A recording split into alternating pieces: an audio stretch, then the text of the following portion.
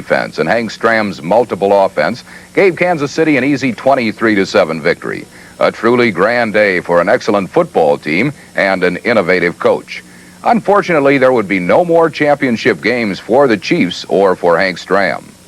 We'll be back with more super memories of the Super Bowls after station identification. Achievement, a milestone in the career of the football professional. The second half of Super Memories of the Super Bowls continues with a look at super athletes in their finest hour, the most valuable players of the Super Bowl. Preparation for the Super Bowl begins long before the actual playing of a contest. Just grab all that stuff and bring it in. Last time you were here, you had a plumbing.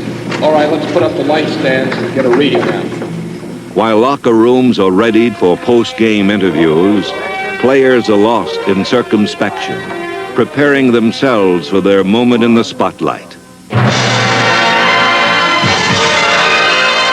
One man behind the numbers, beneath the helmets, will outshine them all.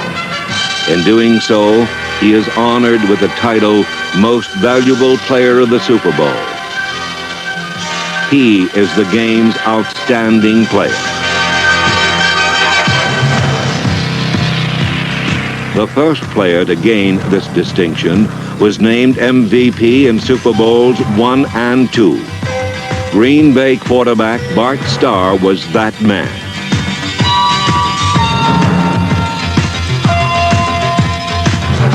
Member of the Hall of Fame, Starr threw for 250 yards and a pair of touchdowns, directing Green Bay to a lopsided 35-10 victory over Kansas City.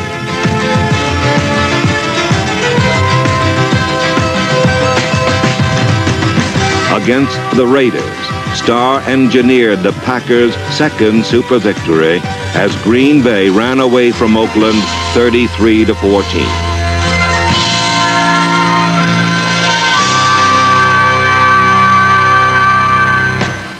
In Super Bowl III, another passer was chosen the outstanding player. His name was Joe Namath.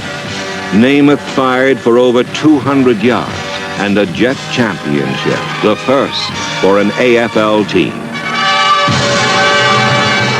In Super Bowl IV, Lenny Dawson's performance was recognized. His superb quarterbacking yielded a 23-7 Kansas City triumph. The first player to be selected as the finest in a losing cause was Cowboy linebacker Chuck Howley in Super Bowl V. Emerging as the star of Super Bowl VI, quarterback Roger Staubach outperformed them all in leading the Cowboys to a 24-3 victory over Miami.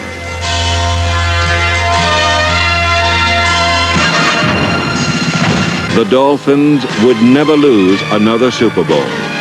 Most valuable player, safety Jake Scott, intercepted in the end zone to defeat Washington in Super Bowl VII.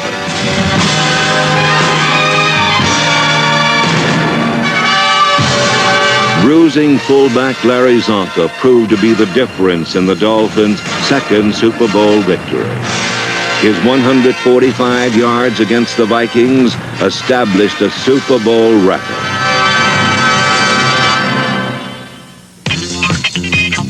One year later, Zonka's record was erased as Franco Harris rushed for 158 yards and a touchdown to be named the best in Super Bowl IX.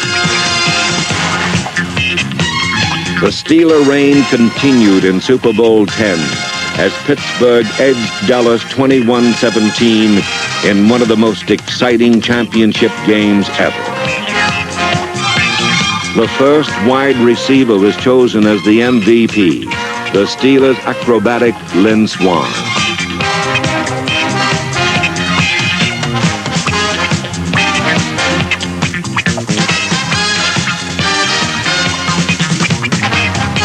Another receiver, the sticky-fingered Fred Biletnikoff, made 4 key catches in a 32-14 Raider conquest over Minnesota in Super Bowl XI.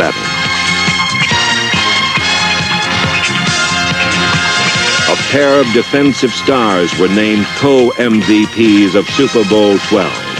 Number 54, tackle Randy White, annihilated Denver quarterback Craig Morton, as did number 79, defensive end Harvey Martin. In Super Bowl 13, neither Martin nor White would seriously bother Pittsburgh quarterback Terry Bradshaw. A Super Bowl record 4 touchdown passes made Bradshaw most valuable as the Steelers became the first to win 3 Super Bowls.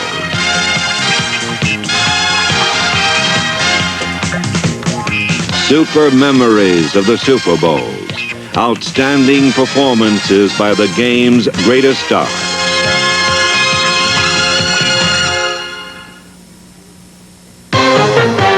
Right guard knows a man sweats more than a woman. That's why a man needs Right Guard. Right Guard has a male effectiveness formula. A formula so strong, more men count on it to help stop perspiration odor every day.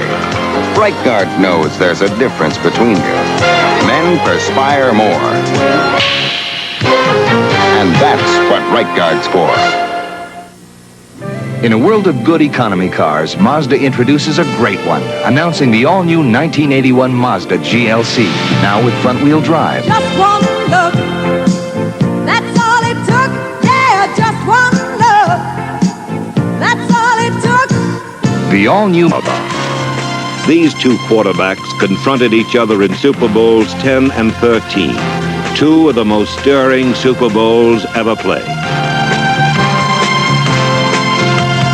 The Super Bowl rivalry between Steeler and Cowboy began in the Orange Bowl in the 10th championship game.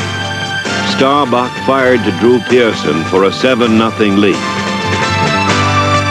Bradshaw answered for Pittsburgh by hitting tight end Randy Grossman from 8 yards out. The two quarterbacks would duel all afternoon, with the lead swaying with virtually every pass.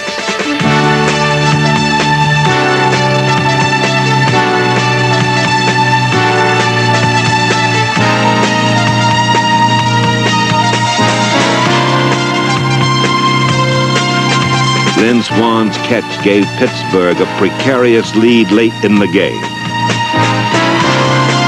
Starbuck, a matchless competitor, had but a few ticks left to challenge the Steeler defense.